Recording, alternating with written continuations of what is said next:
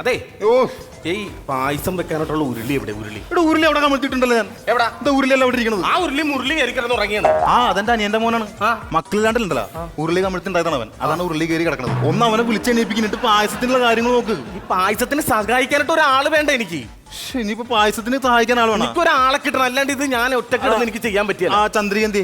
ചന്ദ്രി എന്റെ അമ്മോ, ചന്ദ്രികയുടെ സഹായം എനിക്കറിയാം. അവളെ വേണ്ട എനിക്ക്. എന്തോ ഇപ്പൊ കൊണ്ടിട്ടാ അത് കൊണ്ടിട്ടാ ഇതൊന്ന് പായസത്തിന് സഹായിക്കാൻ ഒരാളെ എനിക്ക് കിട്ടണം. മോനെ ഒന്ന് ചെന്നടാ. എന്തിന്? ഒരു പായസത്തിലൊന്ന് അല്ല ഞാൻ വേറൊരു കാര്യമുണ്ട്, അതാണ്. അല്ലല്ല ചേട്ടാ യവനളക്കും നന്നായിട്ട് ഇളക്കും. ചെറുതായിട്ട് ഇങ്ങനെ ഒന്ന് പിടിച്ചാൽ മതി. ഞാൻ ഇളക്കാതെ വേറൊരു കാര്യമുണ്ട്.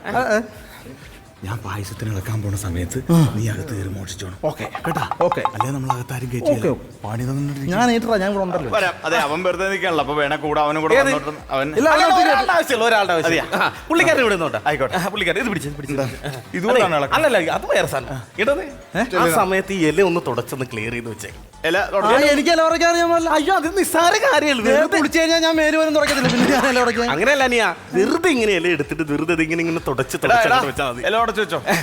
ഇല ഉടച്ചു വെച്ചോ. ചേട്ടാ, ഇല തുടച്ചിട്ട് പുറകിലേക്ക് പറഞ്ഞ കുറച്ച് പാത്രം കഴുകാണ്ട്.